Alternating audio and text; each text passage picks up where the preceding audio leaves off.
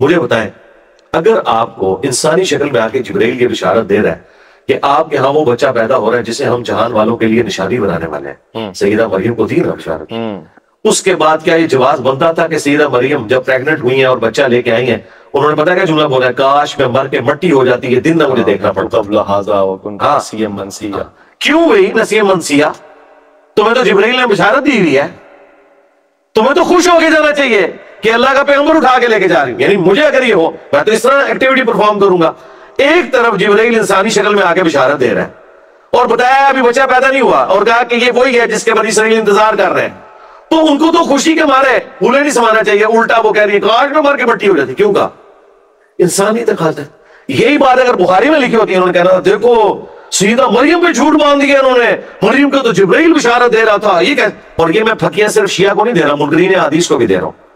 ये एक तीर से मैं दोनों को इल्मी जवाब दे रहा हूं कि तुम लोगों ने इसका मजाक उड़ाना था कि अल्लाह का पैगंबर, उसकी पैदाइश उस औरत के यहां होने वाली है और पहली बिशारत मिल गई है, उसके बावजूद भी वो रो रही है और वो डरती डरती वहां जाती है। इससे भी बढ़कर हजरत ज़करिया अलैहिस्सलाम को जब उन्होंने हजरत मरियम के पास बेमौसमी फल देखे, दुआ की, अल्लाह ने बिशारत दी, दे दी का निशानी, कहा कि तुम 3 दिन तक कलाम नहीं करोगे मगर सिर्फ अपने इशारों से।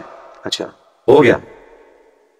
तो जब फरिश्ते ने आके बिशारत दी थी तो उन्होंने कहा कि मैं तो बूढ़ा हो चुका हूं, मेरी बीवी बांझ है, मुझे औलाद कैसे होगी?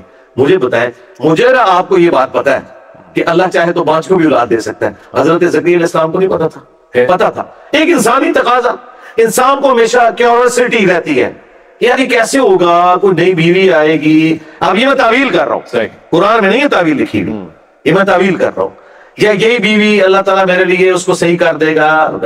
ये तो मतलब इस चक्कर में पड़ने की जरूरत नहीं है। और देखो वो रिश्ते ने भी जो जुस्ता जवाब दिया है ना, उन्होंने कहा कि तू भी तो ज़करिया कोई शय नहीं था, अल्लाह ने तुझे बनाया था, तो अल्लाह ताला तुझे क्या औलाद नहीं दे सकता?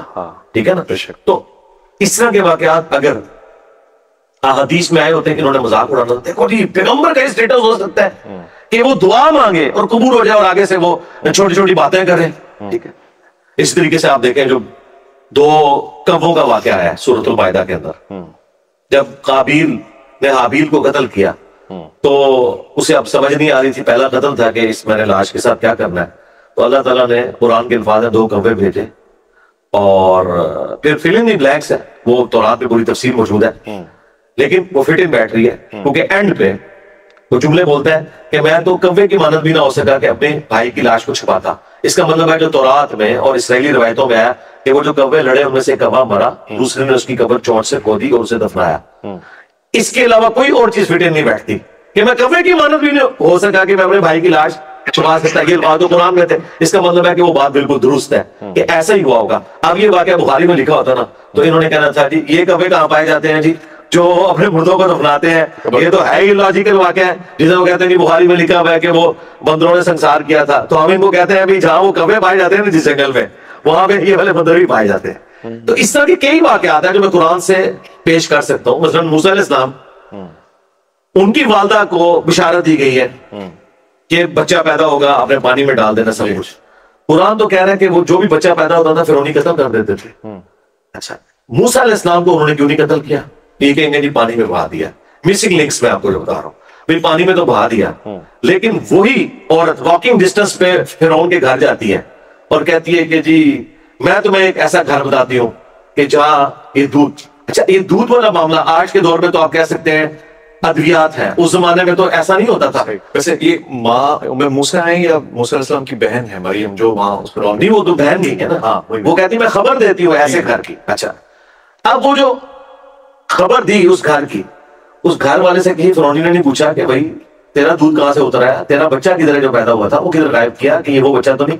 अब ये सारे मिसिंग लिंक्स हैं, किस तरीके से उनकी अकल माउफ हुई। इन सारी चीजों के ऊपर हम फिल इन द ब्लैंक्स खुद करते हैं कि अल्लाह ताला ने कोई मोहसाना मामला कर दिया है कि उनकी अकल जवाब देगी, इस तरह उनका ध्यान ही नहीं गया, लेकिन कुरान में तो नहीं मौजूद ना। ये क्यों करते हैं? फिट इन उठाने के लिए। ठीक है, तो इस तरह अहादीस के मामले में भी तावीलात, हाँ, जहां 180 डिग्री आ जाए स्टेटमेंट वहां तावील ना करें। अच्छा, 180 डिग्री ये कि कुरान एक बात कर रहा है, बिल्कुल उसके ऑपोजिट कोई और बात हो रही हो, फिर 180 डिग्री होगी। अच्छा। अगर कुरान उस बात में खामोश है और सुन्नत उसकी तफसील को बयान करती है। मसलन कुरान में ये तफसील नहीं आई कि ये वाकया मूसा और खिजर का क्यों है, लेकिन बुखारी में मौजूद है कि हजरत मूसा अलैहिस्सलाम से भरे मजमे में किसी ने पूछ लिया था कि इस वक्त सबसे बड़ा आलिम कौन है, तो उन्होंने कहा कि मैं हूं। ये बात तो ठीक की थी उन्होंने, वक्त पैगंबर सबसे बड़ा आलिम होता है, लेकिन अल्लाह ताला उनकी उस हैसियत के मुताबिक ये एक्सपेक्ट कर रहा था कि सबसे पहले वो अल्लाह का जिक्र करें।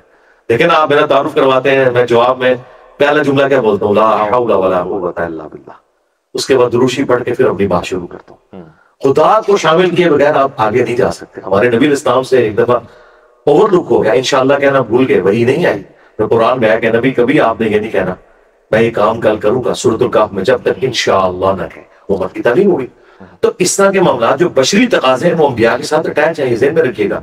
अंबिया फरिश्तों की तरह नहीं है मासूम, ना वो रोबोट है। अच्छा, हाँ, उनके अंदर शर और खैर दोनों मादे मौजूद है। अंबिया की इस्मत में और फरिश्तों की इस्मत में भी फर्क है। हाँ, शर और खैर दोनों मादे मौजूद हैं, लेकिन अल्लाह तबारक व तआला उनका खैर ऐसा गालिब करता है कि उनका शर खत्म हो जाता है। जैसे नबी इस्लाम जब मिराज में जाने लगे थे तो बुखारी मुस्लिम में है कि आपका सीना चार करके तो दिल में से वो लोथड़ा निकाला गया और कहा कि ये दुनिया का हिस्सा था। 12 साल की उम्र में भी आपका इस तरह का सीना चाक हुआ। इस तरह के सारे मामला, तो ये देखने की जरूरत है, ये इसको गुस्ताखी ना बना ले, कोई और मामला ना लेके चले।